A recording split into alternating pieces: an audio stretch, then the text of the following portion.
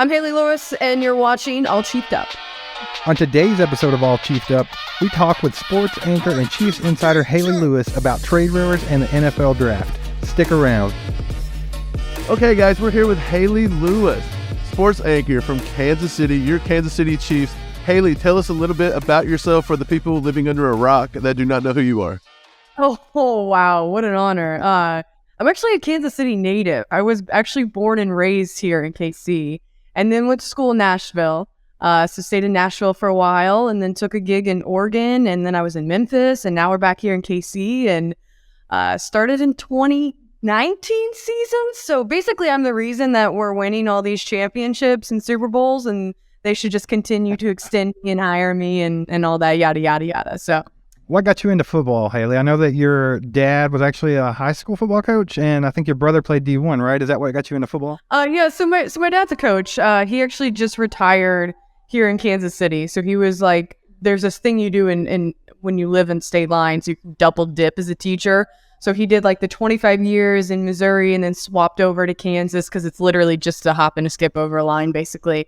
So I was raised in it, right? Like we grew up, we moved around all the time. We went from small towns to bigger towns, and it was always the dinner topic conversation. And then my lovely brother, who you mentioned, really replaced me because I was pretty much my dad's son until he came along. And then 4 years later, he kind of took over that role. But yeah, he played Division I football as well. So it was kind of like the dinner topic table always growing up, and always what we discussed, always a fun thing. Every weekend was around, Friday Night Lights, and then we of course had to watch college football on Saturdays, and then everything to do with the Chiefs on Sunday. So yeah, it was kind of just the upbringing that I had, and then somehow at 29 I still find myself going over to my dad's house to watch coaches film with him because we want to talk about the fact that a high school in Kansas City played 2 free high safeties, which I thought was insane, but that's my Saturday night, so I enjoy it. Okay, so let's get into some Chiefs talk. Free agency is pretty much wrapped up. I mean, they're just picking scrubs at this point, let's be honest. What do you think that Brett Veach did this year in free agency that you liked? What do you think he didn't do, and what could he have done better? It's funny you mentioned that free agency is like pretty much done because it was done before it started, right? Like everything already came out before. And this was one of those years where I think it happened more than in years past. I know rules have changed and everything, but before we even got to free agency, I was like, all right, let's start making draft mock boards and stuff. But I think the biggest thing was the fact that, Jawan Taylor and Omenahu, which it took me 10 years to learn that name, and when they put it up on the email, I was like, really? Why does he have a nickname yet? Let's call him like O or something. But I talked to both of those guys personally right after they signed with the Chiefs officially. And I think the biggest thing was when the Chiefs lost their left tackle in Orlando Brown. And it's funny because like the national media puts Orlando Brown Jr. on this just huge pedestal, but here in Kansas City, this is a guy who would follow her backwards and let Patrick Mahomes just get laid out. And I get it, you got 0 sacks in the Super Bowl, but that shirt should really say for one game. Like it shouldn't say 0 sacks. Like it should say for one game because it was just one game that happened. But the biggest fact was the fact that they needed to bring in someone who could replace the protection on the offensive line. And I think Jawan Taylor, although he usually plays right, is someone who can also be versatile and fill in that place as they continue to bolster up that very just an O-line that can be versatile, because that's what Andy Reid likes. That's his baby, especially, his time back at Mizzou. So that's the biggest thing that I think was huge for him. Also, the fact that they lose Frank Clark, you got to bring in a younger guy with more production. You got this, kid from the 49ers who's hitting his stride, although it might not be in terms of sacks, as we usually see on the stats. It was in terms of pressures, quarterback pressures he was able to take and move. So I think that those two were probably the biggest that we saw in the official free agency. There's a lot more to happen. Now I'm like, okay, who's going to be the number 1 wide receiver? How is the depth going to happen at linebacker? They bring in this LA Chargers guy. So there's a lot to happen, but those top 2 stand out to me. Right. So I guess the big $1 million question with Chiefs Kingdom is that wide receiver 1. Like, how are they going to fill that in? Are they going to fill it in? What have you heard down that way about trade rumors? Like, of course, everybody was on the D-Hop trade bandwagon, and they even brought up Brandon Ayuk and some other people. What have you heard about all that stuff? So that's the biggest question, right? I was reading an article actually this morning about who's going to be the number 1 wide receiver. When Tyreek Hill, this is the second year in a row that they've lost their number 1 wide receiver. So Tyreek Hill goes away, and then they like bring in 9 guys to make up that production. It works. The plan worked. But now half of them are gone. So who's going to, I mean, is it going to be Sky Moore in his second year going to step up and all of a sudden be the number 1 wide receiver for the Chiefs? I don't know. Does he have that potential? Absolutely. Does that happen? It makes me uncomfortable to even put that in the universe. I don't see it. So bringing in a big name like a veteran to kind of bolster up the confidence of those younger wide receivers right now, I think would be great in that room.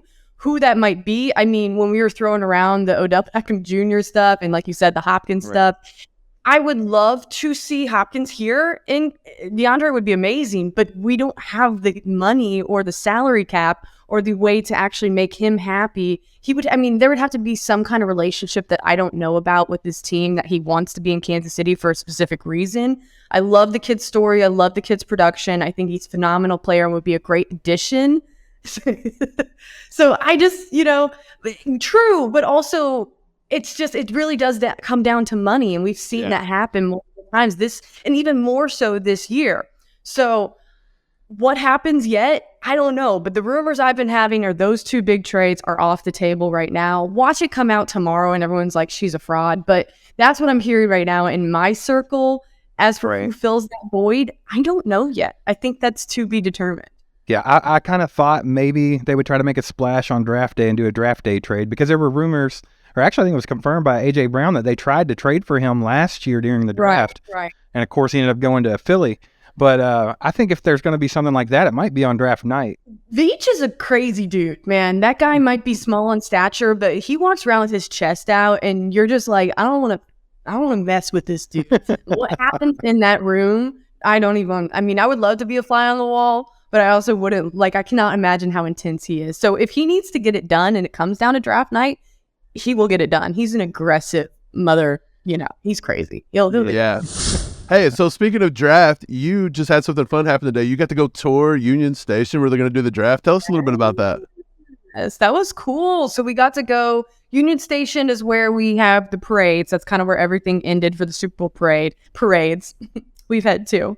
So it was really fun to be able to do that. And we got to see all the constructions going up, like all the different structures and everything. And then we got to go inside and kind of see it's pretty much run like the parade, except for 2 times as many people are anticipated to be there. So the thing is, I really hope when people come to Kansas City, they realize how cool and everyone just kind of thinks it's a flyover state. I know the Chiefs have really put it back on the map, and I'm sure you guys can feel that too. A lot of times people think that where you're from is just this flyover area, but there's a lot of cool things happening here. So basically there's nothing to report except for the fact that the stage is being built and it looks epic and I'm excited for it. And I cannot believe, we're 3 weeks and a day away. Yeah, it's getting close. That's crazy. So close. It's insane. Like we do content creation. We were like, it's probably going to be a little slow. And then it's like, it's not let up. Like you said, Brett Veach went out and signed Juwan Taylor in the first minute of free agency. And usually that is not what we do here. We're usually picking scraps on week 3. Right. So. It's been kind of crazy. But speaking of the draft, you're into the draft. Are you not? You love it. I love the draft. The draft is fun. The last time I went to a draft in person was back in Nashville because that was the last one we had before the pandemic. That was to the full extent of what the draft is. So I'm pumped. Okay, awesome. So who do you think Veach is going to target? What do you think the number 1 need for Kansas City is, according to you, and maybe what you think Veach thinks is the number 1 need here? This is a tough. Okay, I'm gonna go with. I think you have to pick your number 1 wideout. I think that he needs to go with a splash. I think that getting someone who is young, who can come in under these other rookie. Well, they're not rookies anymore. I guess these second-year wideouts. That room, bringing it up to 6 because I think they stuck with. Didn't they stick with 6 out of training camp? 6 or 7. I believe so. There was a yeah. So it's a big. They like to keep it bigger. And I would love to see them come away with a phenomenal standout, college kid. Does that happen? Probably not. That's just my dreams and hopes that are being crushed. But I understand that there are bigger things to conquer, which is probably looking at the defensive secondary, which they really focused on last year. However, when you lose a guy like Thornhill and have a couple others step away, a safety, possibly quarterback who can transition, Snead, who has been phenomenal, who they got out of the draft, 2 or 3 years ago. I think bolstering that up is going to be really important. And I think the pass rush is going to come from more veteran players. So that would be my tidbit. But we'll see. Yeah, a lot of analytical guys. Like we had Ryan Tracy on live last night from RGR, if you know him. And he's very big on getting an offensive tackle. Like we have to get up and get an offensive tackle. He don't even care about wide receiver. And I feel like that is a common thing with a lot of people that analyze this stuff and Chiefs talking heads, that we need to get an offensive line solidified, because even if Jawan Taylor goes to the left side, the right side's still a question because Andrew Wiley left. I like Darian Kennard. I wish he could compete for that position, but I don't know if he's there yet. And he's your boy, isn't he, right? Yeah, yes. He's from Kentucky. Well, played college here. So we seen him in college, and he was an oak tree, man. No way he's getting by this guy. He was great, but of course it was a run-heavy offense.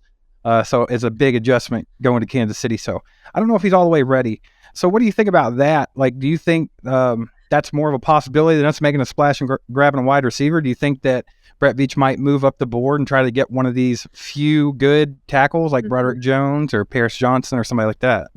The only reason, I see your point, the only reason I hesitated to say that and thinking that they'll more go for a veteran offensive lineman is because you look what happened with Lucas Niang, right?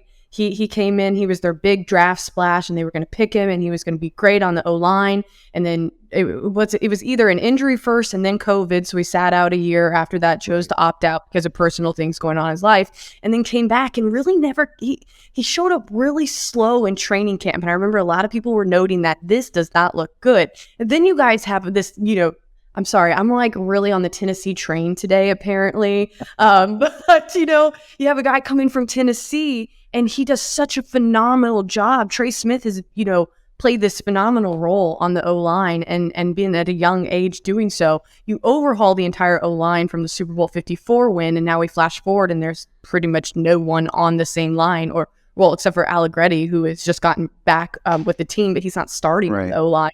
So I would stray away from it simply because of how it worked. And then you brought up Kennard, right? And so that didn't pan out either. And you're hoping that this year is the year.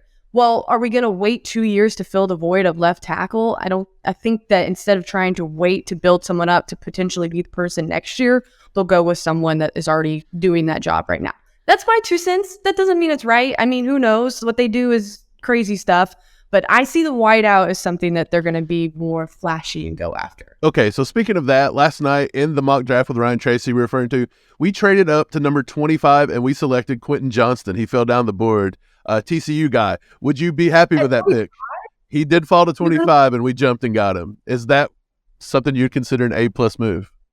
Yes, but how did you get him at 25? Well, a lot of people are saying that they don't like his ability. He doesn't play physical enough. They say that he does not have very good hands at certain times. So there are some concerns. Yeah. He's inconsistent. I am seeing reports that he is falling maybe to the 10 to 20 mark. If he was to come down like McDuffie did last year, I don't know if Veach hesitates to come up and take him. What are your thoughts on that? Like, would you be pumped with that or no? Oh yes. Okay. Yes. And if he jumps up to grab him, I think that's that's a phenomenal grab. If he gets anywhere close to 31 and Brett Veach hasn't jumped up to grab him yet, I think that's awesome. And it kind of sucks being the Super Bowl champs because he's got to wait so long. But if he's able to fall down far enough to where the Chiefs can weigh the the pros and cons and grab him. Yeah, and I've heard people say the whole physical thing and maybe not as much consistency. I don't know. We saw TCU bang up on Kansas and K-State and watched that in the Big 12 this past season. And that kid's a fighter, what I saw. So, again, I haven't studied him to the same ability that a lot of NFL scouts have. But I would say if that guy, that quality of a receiver is there, you got to get him, right? And who doesn't want a little bit of drama on draft night? Right. He's our number one receiver on the draft board. I think he's the only true X receiver in the draft that has that potential. I actually comped him to a baby Andre Johnson. Used to play for the Texans. A baby Andre Johnson. Not as good of a blocker, not as physical. But sure, I think you don't learn that in the league. That's an easy thing to learn in the league. Right. You don't have that physicality brushing up against you as much in college football. What are your thoughts on the smaller wide receivers? Would you be okay with a Josh Downs or a Zay Flowers? Ryan Tracy from RGR, he does not like them. He says they're too small. At least Zay Flowers. He says size does matter a little bit. But we've seen with losing Mecole Hardman, we may need some of that in a way. So would you be okay with that? I think, okay, well, but the void there is also filled with Sky Moore. So I think that they have more of the smaller receivers that they would need. But then you got Marquez Valdez-Scantling, who's that long, lengthy, more of the new age wide receiver that we're seeing in the league right now. So I can see there being a void. I wouldn't be as comfortable jumping high in any type of first round situation if that's something where it's like, hey, we're late and it's on, Friday evening, like sure. But Right. that for me was not at the forefront of any discussion. He actually says that he's going to expect Sky Moore to take over Juju's role. So he's going to be doing more of that, finding the soft spot in the defense, moving the chains, that type of deal. If he were to do that and they're not using him as the little gadget guy or something that they would normally use McCole Hardman for, I'm with you. I think they could wait till later in the draft, 3rd, 4th, 5th round. Even there's some guys, Tank Dell and a couple other guys that might fall that low that could fill that role. So I'm with you. I think I'm more on the bandwagon of I want to see Patrick Mahomes with a big X receiver. We've yet to do that because we even had Tyreek Hill was our number one for the longest time, and Tyreek's he's not that. I mean, he's one of one, but he's not a DeAndre Hopkins. He's not a Jamar Chase. I wonder what it would be like if Patrick Mahomes had one of those guys. How much better could Patrick Mahomes be than he already is? And that's crazy to think about. I don't even want to play with those thoughts because if you get a man like that, who was the guy? Was it Josh Gordon who they signed a couple years ago? And he's just a huge dude in stature. And everyone thought that he was going to be the guy that came in and it completely just flatlined. And then you see a guy like they bring back now. Jody Fortson is not near the level we're talking about here, but the size, right? And we thought maybe this guy, but then he transitioned to tight end. So I feel if he had a big body in that position that Hill once had and could kind of be like his every man guy, the world is his oyster, right? Like Patrick Mahomes can pretty much, we've already seen throughout the years that he's been here, he can do anything and everything. So if you're going to give him a weapon and you're going to give him a bigger weapon that is more efficient, it's like, what's going to happen? Of course, he's going to rake like he usually does. Right. So look, you have a show with Pete Sweeney. Am I right? You do something with Pete Sweeney. I do. You do? Okay. So you guys kind of have your finger on the pulse there around the team. I know Pete knows some inside stuff and this and that. What are your guys? Okay. So what's the feeling from Pete, some of these insiders around the area about Justyn Ross? Because Chiefs Kingdom thinks Justyn Ross is the second coming here. And we think that he does have potential and he has overcome a lot to get to this point. But we're throwing some lofty expectations on that kid. And if he was to come out and have a bad preseason, because he's yet to even take a preseason snap, that he is going to be deflated. And so what do you think? Do you think Chiefs Kingdom is throwing too much at Justyn Ross, or do you think Justyn Ross has got that potential? He may be that big receiver. I think that this is what Chiefs Kingdom does when they can't write about winning anymore. You know what I mean? Like there's sometimes the hype of going into this weekend, the hype of going into training camp. And I think back to a lot of guys that we really, really hyped up in training camp that like it didn't translate into the regular season. I'm not saying it's that situation, but I'm not saying the dude walks on water yet either. Like these things have yet to be seen, right? But if it does, great. I know exactly like a couple of headlines in my mind right now that you're talking about, or like quotes, and there is hype around him. Absolutely, I'm not gonna lie. There's hype around him. Is he the be all end all? I don't know. Like maybe it's just a headline. So maybe it's just right. So you agree with us that we do not think Veach is relying on Ross to be the savior this season. He has to do something at wide receiver. Yeah. And okay. So people have been calling us crazy and not Chief fans. You name it. It's been everything because we don't think Ross is going to be the true number. Because of that one. Hey, they're passionate. You'd be surprised. They're passionate out here.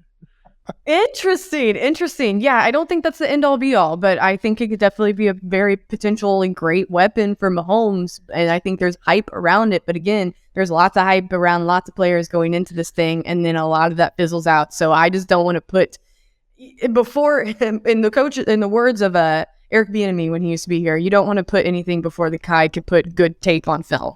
And that's as cliche as it gets. So we'll end it there. So have you had a chance to interview many of the players or anything? Oh yeah. So we're in the locker. So what I do week one training camp all the way through the end of the season is we're in the locker room 3 days a week. So that's on Monday we have Reed, and then on Tuesday nothing, and then on Wednesday we have Reed and Holmes, and then on Thursday we have coordinators, and we talk to them in the locker room, at the podium, at practice. Gotcha. So we all probably know each other a lot more than we all want to know each other. So, okay, Right. quick question about that. Besides the main people that Chief Kingdom love, like Travis Kelce, Mahomes, who is one guy in the locker room that is hilarious that nobody knows about because he's just not at the forefront? Is it like a lineman? Is it a linebacker? It's Derek Nottie. Okay. Lineman. That dude's hilarious. And he says the most amazing one-liners that every single time he talks, I'm just like, okay, clip that. The dude's hilarious. And he's personable. He's funny. He's very like dry humor. So he'll like wait for a reporter to understand if he's being like for real or not. But that dude comes up with some crazy lines. That's awesome. And he also like I feel like he has the most dirt on anyone in the team. So I love Derek Nottie. Are any of the players like super unpredictable? Like you don't know what you're going to get each day? Like maybe walk on eggshells a little bit, or is everybody just kind of chill? Like Marshawn Lynch? Yeah. We don't have any of those. So we don't have any crazies. I will say that this past year, the locker room was the most close-knit locker room I've ever seen. Like the Chiefs locker room last year, and I know it's going to change compared to Super Bowl 54. It's night and day how much tighter these guys seem. There's plenty of basketball being played in the locker room that happens all the time. I'm trying to think of anyone who just you never know if you should talk to them or not, because everyone's pretty chill. I'm sad Nicole Hardman's going because he would say some crazy stuff too. But Okay, Could say that. I want to get back to the draft a little bit, but before, one more question on that. We've been talking about wide receiver. They think Kadarius Toney's going to step up. I'm sure you've talked to Kadarius Toney. You've been around him. Is he like a cool guy? Is he focused on football, or is he more rap like the New York Giants claim to think? We think Kadarius Toney's awesome, but you kind of got a little dirt. Like, tell us all, ease our minds on why we think Kadarius Toney could possibly be a nice number 1, number 2 receiver here for years to come. Okay, number one, after we saw him like basically hop and skip into the end zone on one leg, I was like, all right, this dude's cool. Like, this dude's really cool. First day we talked to him and actually went to the locker room. I think everyone's seen that like viral meme of him like cheesing really, really hard. But he's hilarious. Like he also showed up in Kansas City with a huge beanie on his head that was like preparing for Buffalo winter. And we're like, dude, it's like 50 outside. You're going to be okay. But he's a guy who, A, talks to media all the time, B, is super open about stuff, C, really pushed through a lot to be where he is right now. And he has done exceptionally well in the wide receiver room as well, because the guys talk about him a lot. And when other guys talk about other guys, it means that they respect them. And he's someone that his name is brought up a lot of times that you're talking to younger guys or rookies. A kid who is very young himself, but yet seems to play into this.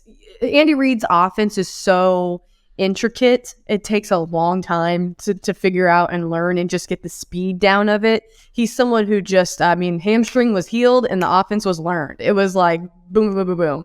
So I think he's a cool dude. The rapping thing was like just the first day, right? Like he signed, we figured out he was a rapper, we listened to one song, and like that was it. I haven't even thought about that. Did you like the music? I actually did. I thought a few of them was okay. I mean, not too bad. I just think it's not maybe my genre, but he was doing I look like that would be your genre. I look like that would be what you bump all the time, actually. I need to put it on like my gym beats or something. And yeah, there you go. Hey man, he's got a few bangers. I love them. I have high expectations for him. I think that he has the ability to be, that one-of-one type guy. Not Tyreek Hill. He's not Tyreek Hill, but he's Kadarius Toney. He's his own thing. He's super athletic. It's good to hear though, because a lot of people thought this was a guy that would fake injuries because he didn't want to be on the field, or he was more interested in doing, music than football, and he didn't really have his heart into the whole thing. Yeah. So I think a lot of people think that. And we're worried about that when he came to Kansas City, but so far I've got the vibe that he seems like he's all in, and I'm excited for what he can do. I think he was just in the wrong locker room, and to put it simply, and now he seems the right one for his personality and for his he's being coached by the right type of coach for him. Right. Well, like you said that locker room was way more tight knit than it ever had been this last season, which I think showed on the field for sure.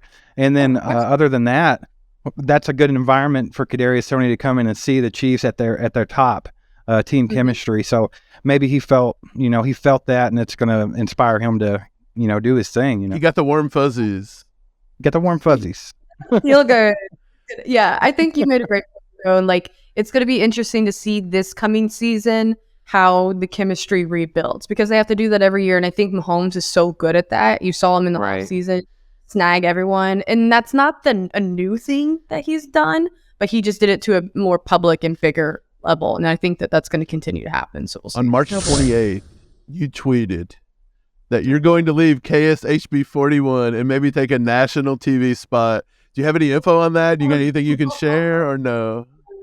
Yeah, so I have, as much as I've loved being here in Kansas City, my dream has always been to like be on ESPN or be on, a national sports broadcaster. So I've done a couple sideline gigs for ESPN over the past year, and now finally things are rolling. So I got picked up by a network agency, which is really cool, and have a couple freelancing opportunities lined up for the summer. And then the plan is to go full-time in the fall with the network. Yeah. Cool. Brian, appreciate your time. Okay, you too, thank you. sure. Thank you. Yeah, have fun and enjoy the draft. Have a good one. You too. Aside from my soul.